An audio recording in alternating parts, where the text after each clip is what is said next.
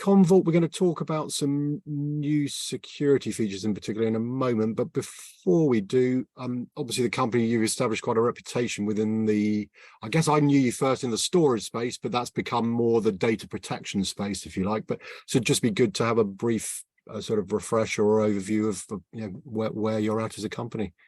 Oh, gosh, so we're what, 27 years old or so now, I think, as an organization. So as you say, we started off way back when in the storage world, moving into what I suppose historically was called the backup space, right? So, being a backup vendor, making sure that people's data was, protected from a backup and restore perspective. And then I suppose over the last, gosh, I would say 5 years, but even less than that, really since I suppose COVID first became a thing, most data protection vendors and in particular Commvault have kind of accelerated our transition from being the backup guys to being a more sort of holistic data protection organization. And so that includes traditional backup and restore, but now we're sort of moving more into the security space, integrating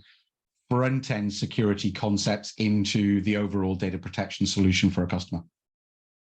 Yeah, and so we're talking today about advanced security features, and before we drill down into what's been introduced, it'd be good to understand just whether they're all being introduced because you've had customer feedback saying it would be great if we could do this, that, or the other, or if you've had a roadmap where you were going to introduce certain features, or if it's a sort of combination of those things. Just what was what are the reasons, if you like, to introduce these features? Oh, so it's a mixture of both, right? It's a mixture of roadmaps. I mean, we have roadmaps spanning out multiple years, as you might imagine, and so there are certain features and functions and benefits that we identify through our conversations with customers and indeed our channel partners. Hey, we've implemented a data protection solution for customer A. They're wondering if you could also do this particular thing, or can you add on this particular benefit, or can you integrate more tightly into their existing systems? So we'll cover that a little bit more later. Things like SIEMs, SOAR platforms, and the wider kind of SecOps and IT ops environment. So traditionally, data protection was the domain of the backup admin, right? The backup admin ran the backups, and the security guys did the security stuff, and they kind of didn't really work very well together. They didn't talk with each other that much. And definitely what we have found, again, certainly since COVID, but pre that also, was that customers need those integrations. They need the two disparate parts of their organizations to be talking to each other. Why? I would say the rise of ransomware. I mean, I was talking with customers about ransomware many years ago. They were called viruses in those days. Now they're called ransomware and malware. And again, they were sort of kept separately, right? My antivirus product protects me from the nasties, and you guys help me recover if I need to restore some files. And the world's different now. The ransomware guys have figured out, they started off by attacking individual human beings, right? They would attack, Fred Smith. They would encrypt his laptop. He'd get that lovely, skull and crossbones on the screen, and he had to pay them some Bitcoin to get his university thesis back.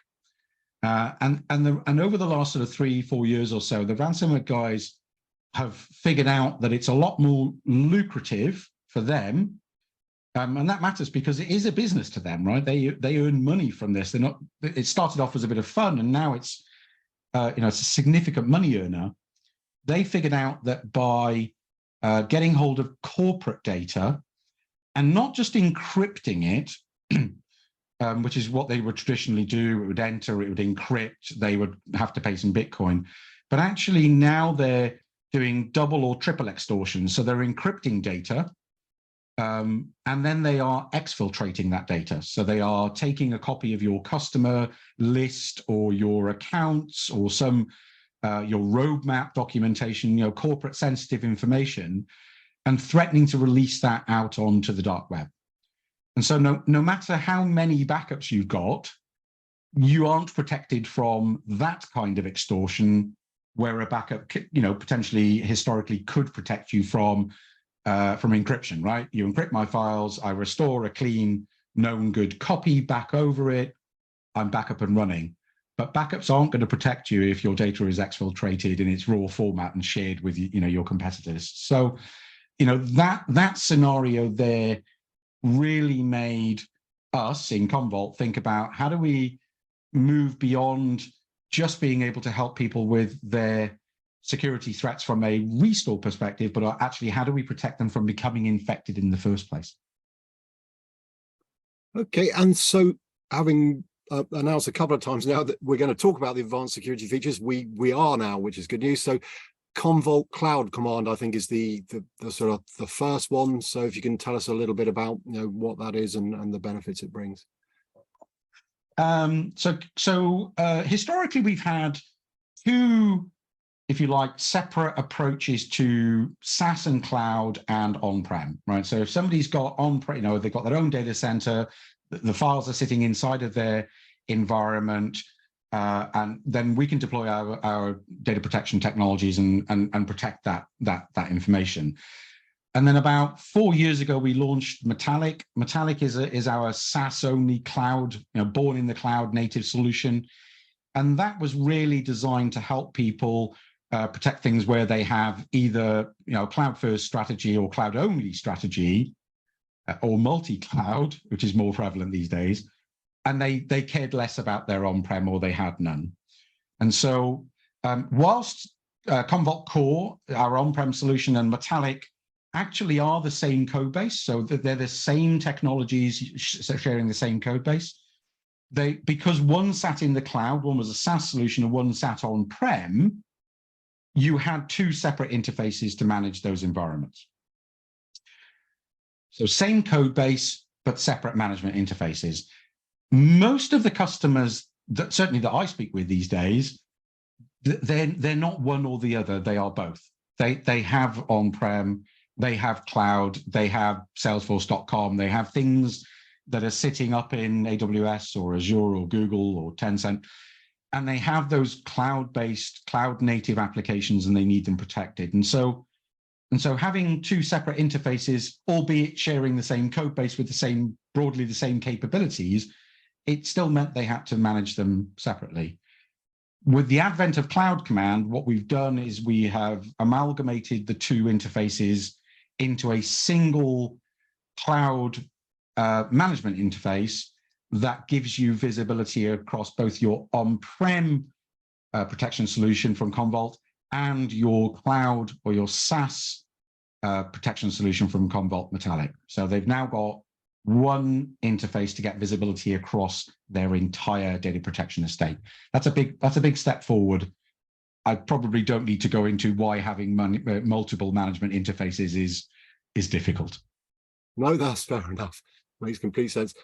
So next on the list is, I think, Commvault, the risk analysis. So again, if you can just talk us through that. Of course. So this all came out of, I guess, GDPR and the various different data protection regulations that have spawned throughout the globe. For us in Europe, that's mainly GDPR. And what we found was, and again, through COVID, this was exacerbated, that customers have data everywhere. They have data on-prem, they have data in multiple clouds, they have data in SaaS solutions, Salesforce, for example. They have things in Dropbox, they've got it in Teams. And as workforces became more remote, again, through COVID, more and more of that data was sitting on endpoint devices. And so what you ended up with was a whole bunch of disparate data, and companies really didn't know what they had and where they had it. And then if you add on top the perennial challenge that companies face, which is employees come and go, you might have somebody in HR who joins, who saves a bunch of CVs onto a shared drive somewhere. That person leaves the organization. Nobody knows that those CVs are on that shared drive. The IT guys and the backup guys aren't going to delete it because they don't know if it's useful or not. And so it sort of sits around there for years and years. And so being able to identify sensitive data, personally identifiable information in the case of GDPR, birthdays, credit card numbers, medical information, the things that pertain to us as human beings, being able to identify what I've got and where it is incredibly useful from a GDPR perspective. If somebody issues a subject access request, I need to be able to provide that info to the end user. But also, do I need to be backing these things up? Do I even need to be storing them in the first place? So being able to identify sensitive information, no matter where it sits, on-prem or in the cloud or on endpoints, becomes incredibly difficult for companies to do. And that's where risk analysis comes in. It will spider itself off across the entire environment, completely configurable, of course, and it will help you identify, oh, look, there's this drive here that somebody created 7 years ago with a bunch of CVs in it, which has personal information. Do you even need this? And so companies can make informed decisions about what have I got, where is it, should I even be keeping it? Does that make sense? Yeah, it does. And I guess over time, or maybe now, but I mean, how automate, clearly the searching is automated, but in terms of the decisions around what to do with that information at the moment, is that back to the humans, and at some stage you can automate, or is the option there, to automate what you then do with what you've discovered? Good question. We can do both. So you can set up rules, if you like. So using some AI and ML technologies inside of the products, you can say, if I discover something of this particular criteria, it contains credit card information, it's in a folder that hasn't been touched for 10 years, nobody's read that file or edited that file or printed that file in a particular period of time, exclude it from my backup sets. I don't need that data protected. Equally, you can have a human being making that decision, so we can report that up into a dashboard and say, we found these particular documents, they contain sensitive information as you have outlined, so we can, again, customize what we consider to be sensitive information. We have some templates to help with that. We know credit card data is sensitive, so that's auto included, but you can fully customize that. And then you can have a human being make the decision. Oh, I've got credit card information in this folder, but it was printed last week by this particular person. Should I now include or exclude that from a backup set? Should I contact the person that last touched that file and see if it's important and amalgamate it into a central repository? So we can do both. We can use clever technology to make decisions for us, or we can have a human being add that extra layer of certainty on top. Okay, and then I guess a similar technique is involved in this one, but whereas there you're scanning for, if you like, sensitive information. I think Commvault Threat Scan, I presume that does what it says on the tin, so you're going out there looking for, but again, if you can explain exactly how it works and what exactly it's looking for. Of course. So this is part of the sort of front-end security technologies we've added in. So we talked earlier about the ability to recover data from a last known good backup. But what we really need to do is we need to understand, either in our live systems and or in our backup systems, in our backup sets, have we got anything that looks suspicious? And so we've got kind of two ways that we can help with that. One of which is integrated virus scanning inside of our backup technology. So as we are reading files from a live environment and backing them up, or if we have existing backup sets that we want to scan, we can run that virus scanning as it goes through the process, or when it's sat at the back end, and make sure that we can't see any obviously known nasties. So we use third-party well-known antivirus technologies for that.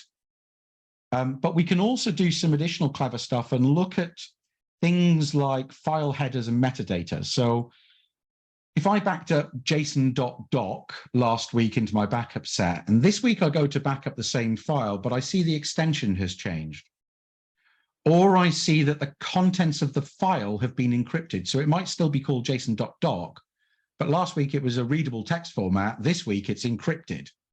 I can't read it. That gives us a warning flag, right? That document should not be encrypted, or if it's a Word document and we read the content of the document and it turns out not to be a Word document, it's an executable posing as a Word document, then we know that there's something not quite right about this particular document. And then we can flag that up into our Security IQ dashboard. It's a dashboard we have within both Metallic and Commvault, and we can raise alerts to the Security IQ team or to the DevOps team and say, there's something not quite right about this. This file doesn't smell right, or we've detected a virus in it, or it's been encrypted, which is often a sign of malware. We want to bring this to your attention. And so inside of Security IQ, we have a lovely little dashboard with wonderful graphs that gives you an overall health score of your environment. And that health score will be affected negatively if ThreatScan discovers these files that it deems to be worthy of attention. So ThreatScan does those two things, making sure that we are checking for known malware and ransomware and viruses, and looking for things that are just a little bit odd in the metadata or contents of existing files. Okay, and then a couple other new features, I think, are Commvault auto recovery and then the ThreatWise advisor. So perhaps just a little bit on each of those. Oh, so auto recovery kind of comes out of the world of disaster recovery and business continuity. So I've worked in this space for, goodness me, far too many years than I care to remember. And I've lost count of the number of customers, and I find it today, the number of customers who I'll say, do you have a disaster recovery plan? If your front-end systems go down for whatever reason, malware or user error or hardware errors, can you recover? Do you know if you can, are you backing stuff up? Yes, I've got everything backed up over here in this wonderful cloud. Great. Have you tried recovering your entire system environment, or even, single three-tier applications? Well, no, that's a little bit more difficult to do, and maybe we do it once a year, or even no.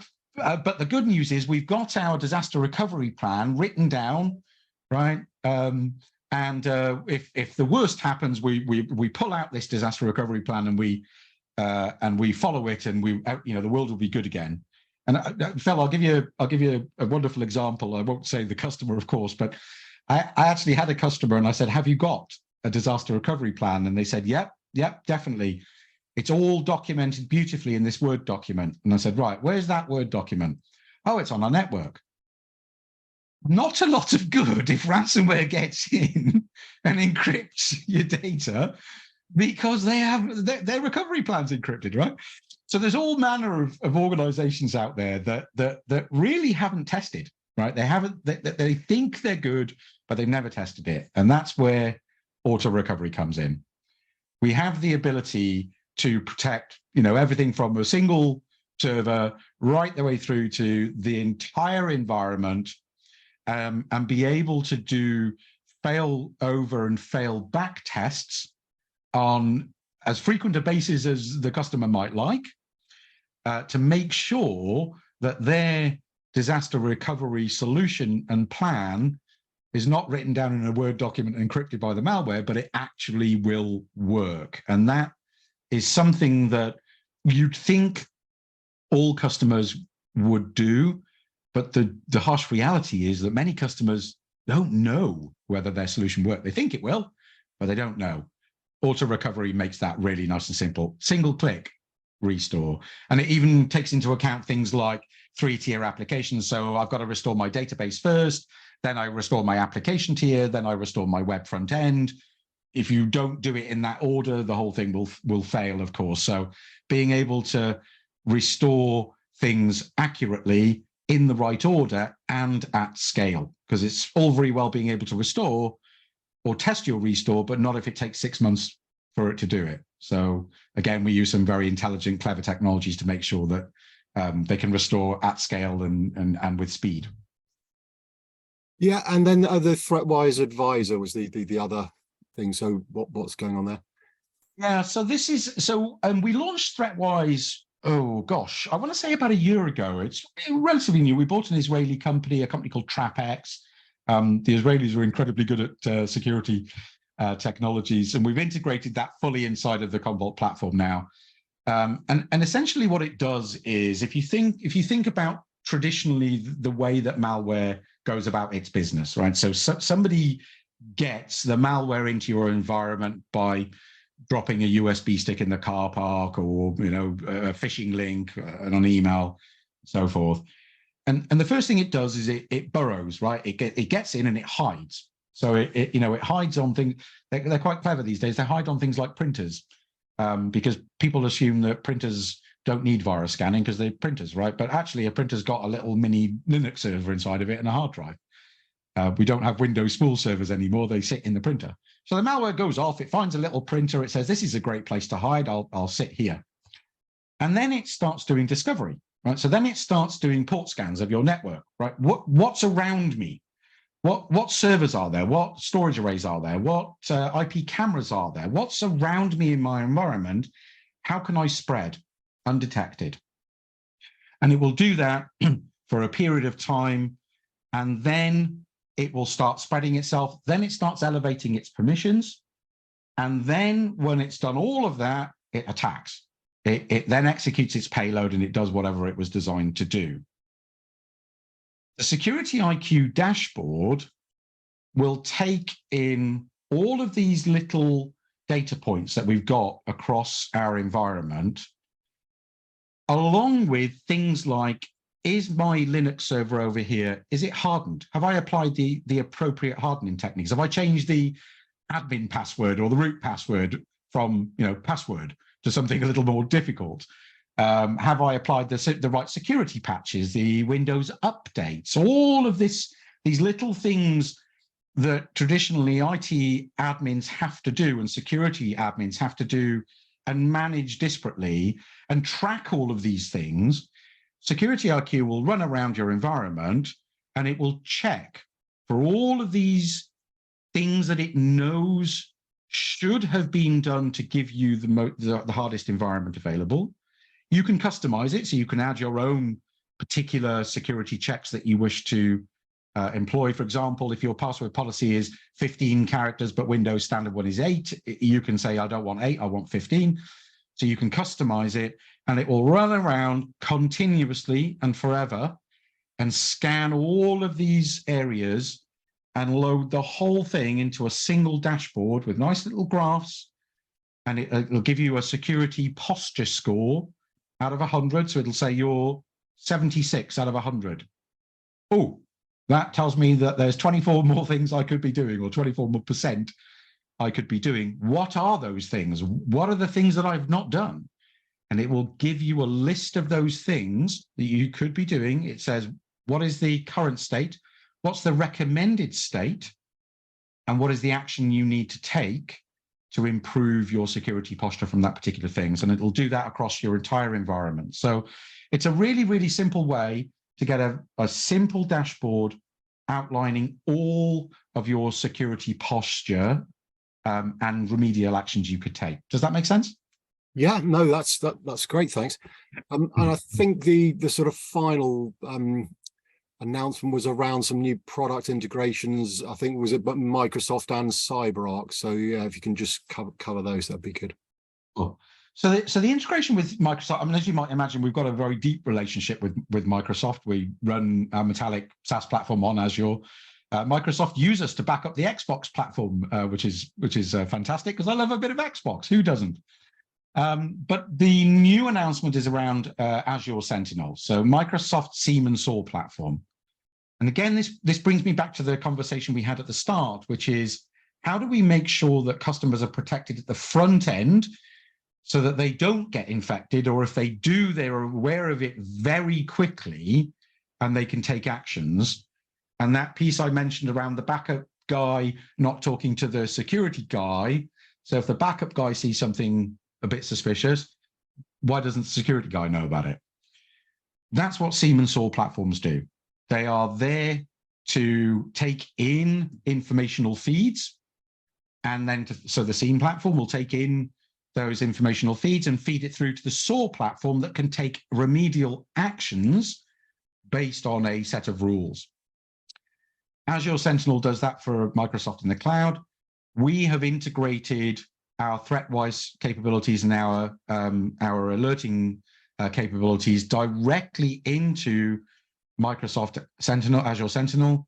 So if we discover something untoward inside of the environment, if ThreatWise detects a piece of malware, or it sees something unusual happening, it can feed those informational alerts not just into our Security IQ platform, but it can feed them direct up into the SIEM and SOAR platform in Azure Sentinel. That way, the security guys, the security ops team, get immediate notification of something going on, and they can take proactive actions against it, thereby reducing their time to action, which ultimately reduces the risk profile of the organization. So that's the integration into Microsoft Azure Sentinel. The other way, when I talked about the way that malware typically works, I said, it gets in, it hides, it spreads, it elevates its permissions. It's critical. Malware can't execute unless it has high permission status, so admin or root level permissions. So one of the ways that traditional application vendors have worked, and if you think about data protection vendors, right, there's a backup admin account, right? In the old days, we had a backup admin account, and Commvault software would have this backup admin account, and it would use those credentials to go off and back everything up. And by necessity, we had to have access to everything to back everything up. And so there's a potential vulnerability there, isn't there, that one admin account, root level account, has forever admin access to everything. So if I was a guy in the malware industry, I'd be thinking, well, that's a brilliant target. If I can crack the password of the backup admin, and knowing that it's a system account, it's a system account, so it's software using it, a human being isn't using it. So typically people wouldn't rotate their passwords. They'd set a password on day one, and it was probably the same password for the next 10 years. That's a big risk. So what CyberArk's Credential Vault does is it allows, and our integration into that allows us to provide just-in-time requests for the access that we need to perform a particular function, and only for the duration of the performing of that function, and then we delete the credentials. So rather than having a hard-coded backup account with access to everything forever, we will go to perform a particular function, a backup. We will go to the CyberArk Vault. It will provide us a set of unique credentials for us to perform specifically and only that action that we asked to perform. And then those credentials are then revoked, and we no longer have the ability to perform that action afterwards. And CyberArk within it has its ability to rotate its passwords on a regular basis, log who requested those credentials, what were they credentials used for, what systems did the person with those credentials, or the tool with those credentials, what systems did they touch, and what actions did they perform? So it really hardens down that kind of old-fashioned way of data protection vendors doing credentials, which is I create a backup account, I give it a password, I give it admin access to everything, and that's it. We no longer have the ability to do that. And that is a significant improvement in security from an overall IT and SecOps perspective. Does that make sense? Yeah, no, that's great. I mean, you've given us a lot of great information. Any sort of hints as to what's going on roadmap wise? I mean, clearly you've announced a load of things here, but what other things can people look out for, in the near or slightly further ahead future? Yeah, look, difficult for me to comment on specifics, of course. No, I think as a broad statement, closer integration between the data protection backup side of life and the front-end security side of life. We are going to develop our capabilities. We have a set of capabilities there that actually no other data protection vendor has. And I know everyone will tell you that, but it's true. We will enhance those. We recognize the need for customers to be able to integrate front-end security with back-end data protection in a seamless way, on-prem, in the cloud, and across SaaS applications. More and more of our focus will be on making sure we provide additional functionality to the ones we've talked about today.